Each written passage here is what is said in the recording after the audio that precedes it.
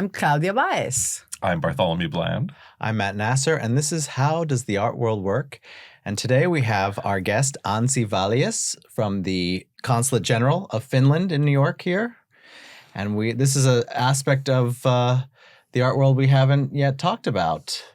This sort of careers in diplomacy. Diplomacy in art. But tell us about you. Welcome. And you are here because for your distinguished career, but also because there is a current exhibition going on right now.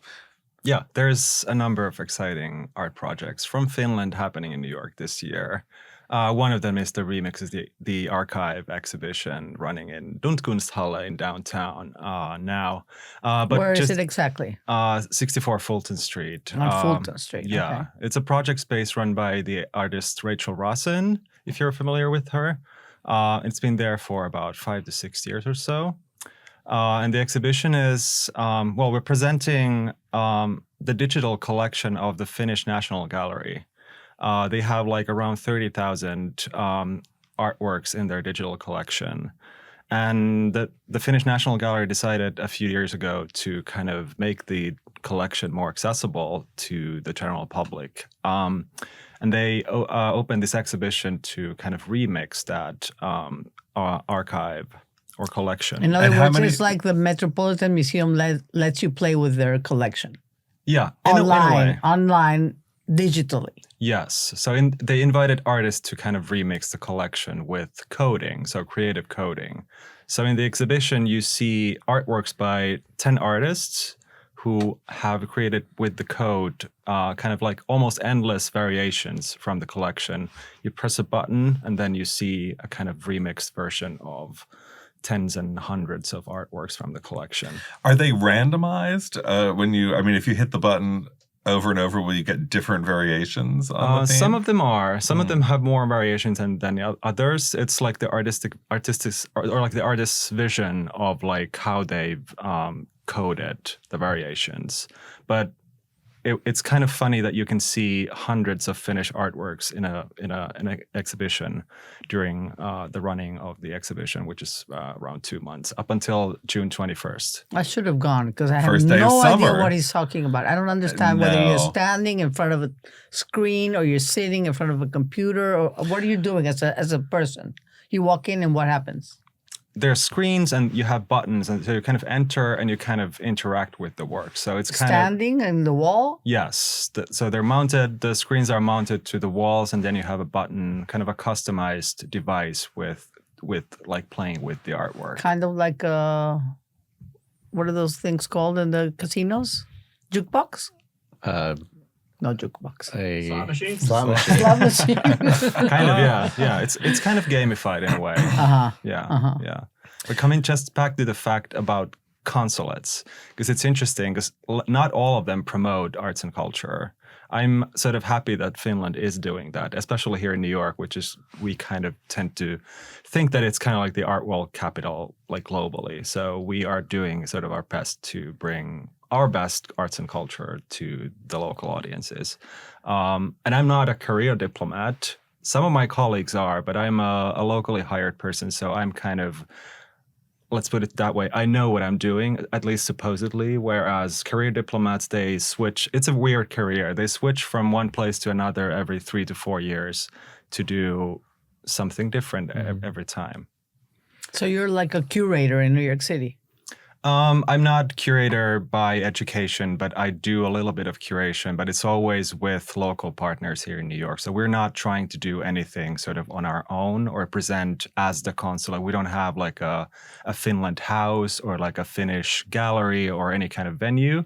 So we work with local different kinds of partners here to kind of get the maximum exposure. So that's how you found this place that you said is a space that's been around for a long time. Yeah, it's been there. And this is sort of a part of a larger kind of wave of exhibitions that are taking place in New York this year. And the highlight, which might be the most important exhibition by a Finnish artist ever, not only in the US, but I would argue globally. We have a solo exhibition by a Finnish artist named Helen Scherfbeck, a modernist painter. at the Met opening in early December. And this is like a huge deal for us Finnish. I mean, we're a small country. Our ministry, the Ministry of Foreign Affairs, has actually kind of publicly noted that Finland is not really known for its culture. There are other things like sauna, and we're like the happiest country in the world, and things like this. But culture, or like arts and culture, is not amongst, like our fortes. When we do these surveys, when people ask like, "What do you know about Finland?" So they're not saying, "Oh, I know this artist. I saw this exhibition," or something like this. So we have some catching up to do. How was this artist selected for the Metropolitan?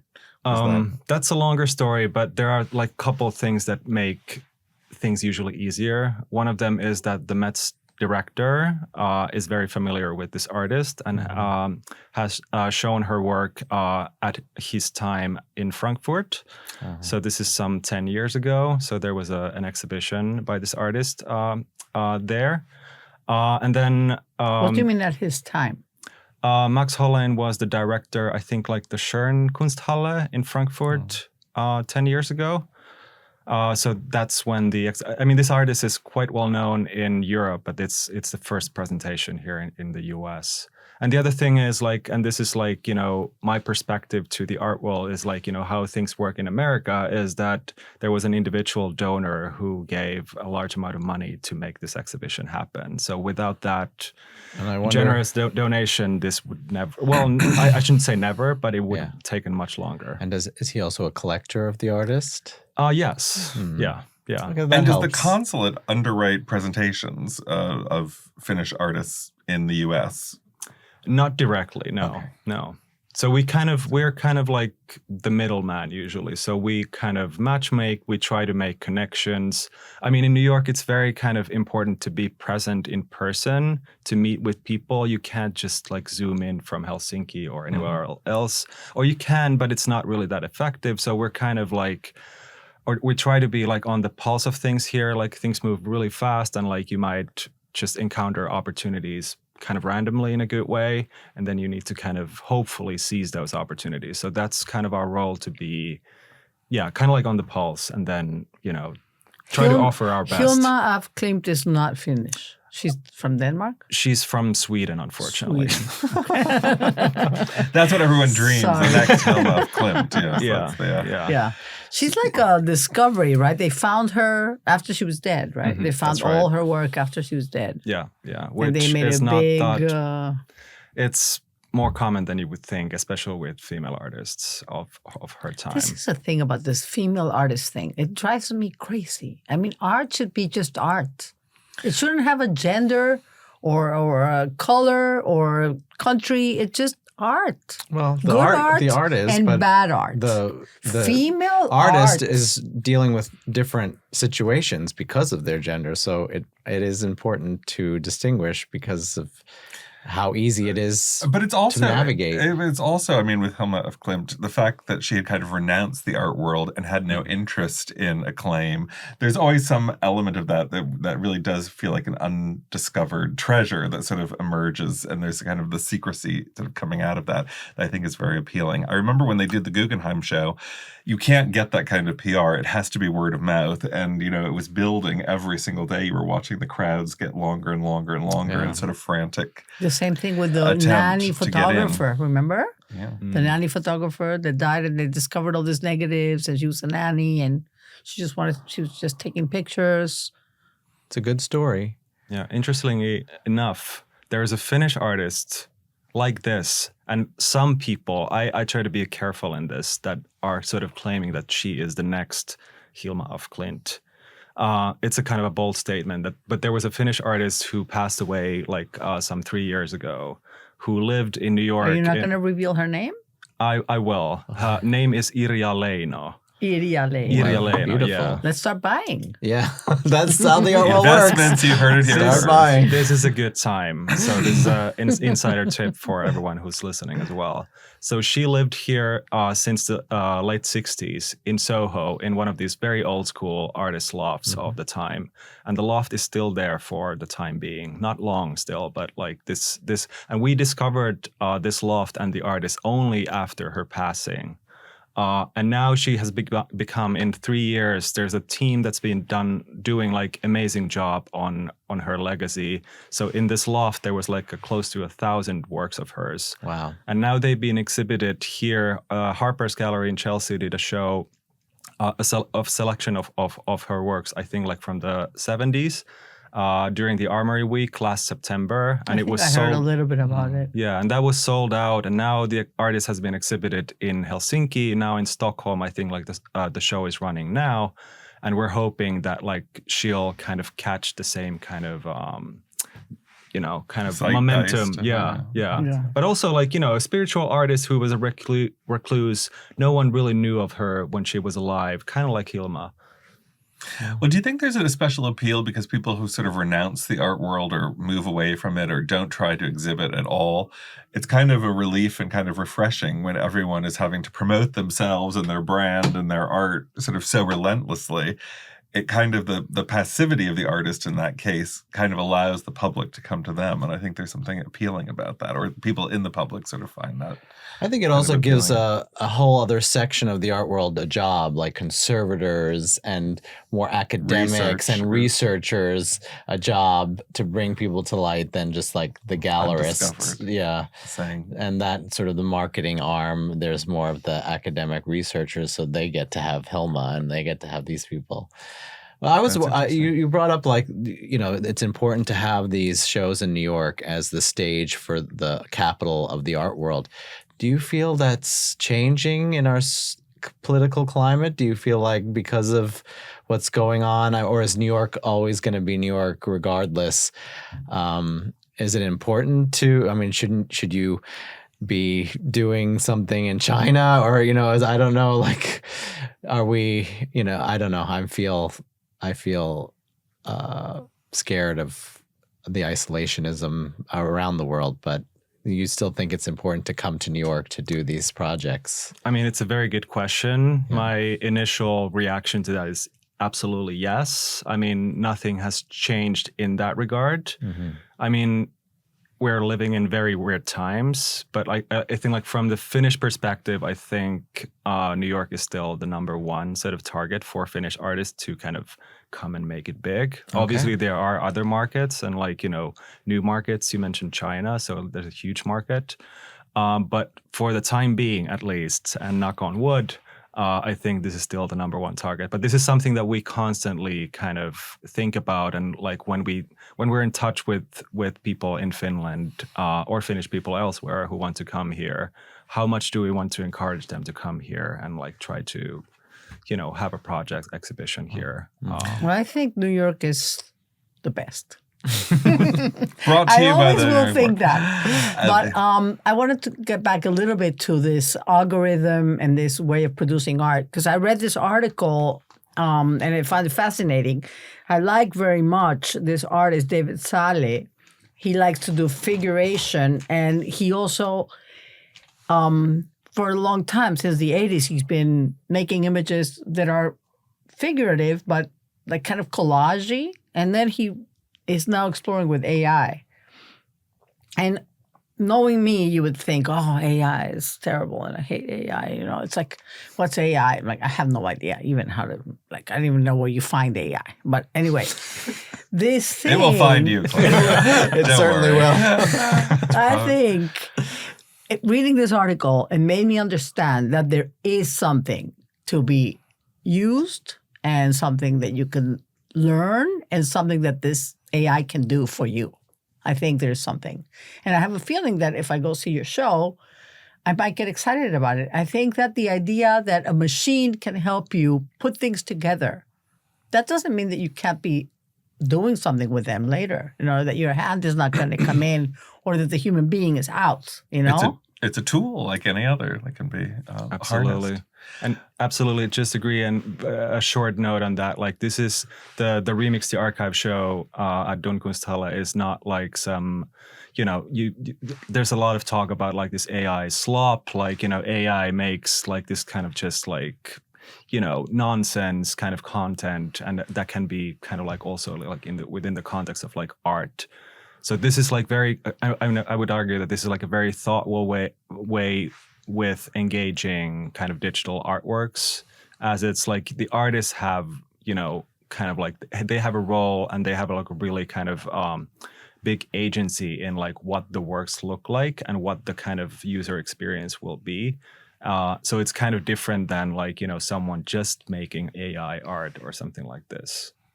So I'm hoping that you will be excited about it. I have to go check it out. I really wish I had done that before, but I had to do other very important things today. I'm just who are the other consulates? I mean, in your experience sort of working with the consulate here, what are some of the other countries that are really putting their, resources into promoting their artists in New York? Yeah, that's a good question. I mean, some countries that have done, because like on paper, what we are doing is country branding. So we're trying to make Finland look and feel and sound as appealing and positive as possible. Well, I love the Well, does that mean that you're not going to fund a Finnish artist who is doing a searing critique on the social welfare system in Finland or something like that? I mean, that's debatable. I mean, we could potentially do that, but it's not maybe our first choice. But yeah, like other countries that have done like this kind of country branding or like soft power way of like influencing around the world. I'm a big fan of like these bigger kind of movements in the 90s, like the UK had the Cool Britannia. Japan had, I think, like Cool Japan. South Korea has this, I can't forget the Korean word, but this Korean wave with just like investing in culture and creative industries. So they're like, they've made the decisions in their home countries that, yes, we want to make this, let's make arts big, let's make fashion big, let's make like music big. So that kind of bold, and it's always a risk when you invest. And it's like Finland, this is mostly like publicly funded. So the arts and culture sector is mostly publicly funded in Finland. So when you put like taxpayers' money into something, that's not going to be happening here in the short term. But you want to have a unifying kind of artistic vision that you're supporting. Yeah. But like, these bigger European countries like South Korea, Japan, they're doing a great job. We're kind of competing with the other Nordic countries all the time. Is there Scandinavia House? There is one, yes. Is Finland part of that? Yes, yeah. So you're just one element of the... Yeah, yes. The other thing the Finnish people did intelligently was end the war with Russia. That's right. Before it got to the point where we are now. Ukraine didn't know how to stop it. Yeah. I mean, this is World War II, and it's some time ago, but not that long ago, but it's kind of still somewhat fresh in like the Finns' memories. Like it's only like 2 generations away, the war from, and it's kind of like, you can see also that in some of the artists' productions still like these days, especially like Finnish literature is kind of still like the kind of war theme is very big in contemporary writing, for example. Yeah, war is not a joke. Yes. Yeah. I've done a project with the Mexican consulate, which is very active, I know. They, at Lehman College Art Gallery, they sponsored an incredible exhibition of Mexican muralism, which a lot of it had been used in textbooks in Mexico from the late 1940s all the way through, I think, through the late 1970s. And so we had this one sort of allegorical figure of a woman sort of wearing a white sort of Grecian robe that had apparently been on the cover of millions of textbooks in Mexico. And we had a line at the door of people coming to see it, and because they just had this great recognition sort of factor of what was happening. And I was very, not surprised, but it was a happy sort of realization that you were just getting we were getting a mass of sort of Mexican residents or people of Mexican heritage coming to the gallery at that time. Do you find when you're doing a show like this that you're getting a lot of Finnish expats coming into the exhibition? The first tier of people who are coming to the shows? I mean, yes, but there's not like the Finnish sort of population in New York is not that big, and we don't really actually even know. There's like no data that we can follow to get like an exact number. But like, yeah, the Finnish and like, or like the Finnish American community is like obviously important for us. But there's like more of, our ancestry and like our kind of, the Finnish Americans in like the Midwest. New York is not.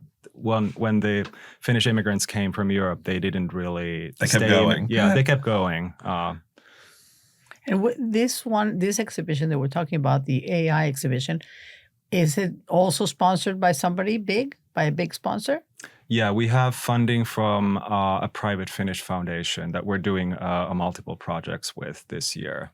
Then the one that's coming to the Met is also sponsored by a big sponsor. That's like the Met's own thing. So this That's private, just because he knew the person. Yeah, and this private donation that I mentioned played a big part. But like obviously the Met does their fundraising as they do. So I don't even actually know the whole kind of where they like sourced the funding for the exhibitions like specifically. Right. Will that show travel? Hopefully, I don't know, but it's very kind of appealing to, I would say, to many other institutions as well. So there's you said like there's a branding that you're doing. What is the Finnish point of view? Or there's many, but what is that sort of? I mean, thinking about this show, it feels like there's transparency. You're opening up all of the collection for people to play with. I mean, what would you say, or what are the messages that are coming through for Finland, or to differentiate yourself? Or that's a very good question. For this Remix the Archive show specifically, it might be a bit kind of abstract, since it's kind of like, it's kind of digital works, and there's not really like, any kind of explicit messaging necessarily involved. I think like that show brings the aspect of like, very contemporary Finland, where like art meets technology, and like Finland is like a very kind of tech heavy and like tech focused country. We have like one of the biggest like startup scenes, for example, in Europe. Wow. So it's kind of like it brings forth the kind of like technical sort of know-how of Finland in a way, and then like like the whole kind of scene of like art meets technology, that's like sort of like our kind of angle with that show. What's the name of the most famous Netflix show, Finnish? Border Town, maybe? Border? Yeah. Or Borgen? Border Town. Border Town. Yeah, I think that's, yeah. Borgen is not Finnish. No. I love this. There's a very good Finnish shows. Yeah, there's more lately. It was sort of like we were kind of like in the shadow of, for example, if you think about like Nordic noir, that kind of stuff. So like Danish and Swedish authors, and like, works based on those authors were like more prevalent some years ago, but there's like more shows like that, like Border Town, that are from Finland. Now, tell us a little bit about your career, because we always tend to focus on that with when we're asking people about their careers. How did you become involved with working with the consulate? You said that curating wasn't necessarily your background. What is your process, sort of step by step, of getting into the art world? I was actually thinking about that before coming to the show, since I'm really the worst in kind of telling my life story or like my career story in a way. But I usually, because people in New York tend to ask, like, when you meet them, like, where are you from? Like, originally, where are you from? That's the first question. Yeah. The second question is, how do you make money? Exactly. Yes, exactly. That is. But like my sort of origin, like, where I'm from, it's a small town in Finland called Kouvola, like 40,000 or less people. When I was growing up, like no kind of touch point. It's like a working class city. Like I had no touch point with like the arts or like the art, like any kind of art world to begin with. But I would just like credit the Finnish education system, and I'm doing the country branding here, but I would credit the Finnish education system, which is free for all, and it's like very at the kind of like the top level globally in many rankings. So it's like through education, I would say, and kind of just like exposure through media. It was like, the kind of like the late moments of like MTV and kind of pre-internet when I was growing up. So like kind of like exposure through media about like what was going on in New York, for example. I got my touch point in the art world. And then I studied in Helsinki. So my background in like my education is in like philosophy and arts management. So kind of philosophy and arts management. Yeah. That's an interesting intersection. Yeah. So I mean, like that is really helpful in my current position, since this is like, as I mentioned, I'm not a career diplomat. So I didn't go through any kind of diplomatic training. I'm not going to another country or city in a while, so I'm kind of staying put here. So the education background kind of gives me the kind of tools for this job specifically, since I have to be involved directly with artworks and like artists who are making the work, critics, collectors, all the people, like the players in the ecosystem. And then there's a lot of like managerial kind of.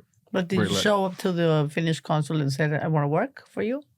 Kind of. I mean, like it was a position that was open and I just applied. But I've been working in New York before, and I've been working in the Finnish Institute in Tokyo, for example, for a while, and in London as a freelancer. So, you know, a kind of diplomatic career in different kind of cities globally, I would say. I remember my English aunt always would tell me she had met the woman in the British Foreign Office who selected the art for all of the embassies all around the world for the British embassies. And she would invariably tell me this story and then say very helpfully, can you get that job in the US, putting the art in all the embassies, which always sounded like the ultimate dream job in a way. Is there an equivalent of that for Finland? I mean, is there someone who is actually a career diplomat attached to the consulate who's doing that kind of work or in the embassy? Yes. So we have, it's again, like it's the Finnish National Gallery who has this sort of program with the embassies all around, like the Finnish embassies all around the world. And we have part of that collection. We have our office, which is near Grand Central. We don't actually have any artwork really there, but we have our Consulate General's residence, which is kind of like a place for entertaining. So we do hundreds of like events there every year. So it's a private apartment by on Fifth Avenue by Central Park, and that hosts part of that collection from the Finnish National Gallery. But we also try to highlight Finnish artists who are either here, like living and working in New York. They're represented by a New York-based gallery, or then they maybe attended or participated in an artist in residence program here in the recent years. So it's kind of like a mix of like modern or like older works and then like very contemporary, like very new work. But yes, the question is that yes, there is someone looking after the collection that's kind of like sent all over the world, but it needs a bit of refreshment every now and then. You get in there with your oar. And there are obviously the embassy is in Washington. Is there a network of consulates, Finnish consulates in the U.S., or is New York the primary one? We're here in New York. We have one in LA, and coincidentally, we're actually opening a new one in a couple of months in Houston, Texas. Oh, there's an art market that's growing. Yeah. Is there a big Finnish population in Houston? Not a big one, but an influential. There's a lot of tech. With that. I mean, we're going there because of energy and like medical and all that, like big, industries. So let's plug in again where we have to go on Fulton Street. What's the address? 64 Fulton Street. Okay, 64. And so how long, until when is it on? June 21st. Oh, we have to hurry up. Yep. We have to put this episode out. Oh, we will. Oh, my goodness. We're all caught up. Okay, well, this is how the art world works. This is how the art world works. We're looking forward to it. We're looking Super forward nice to seeing to meet you. Amazing. Likewise. Thank you. Thanks so much for having me. Thank you. Yeah.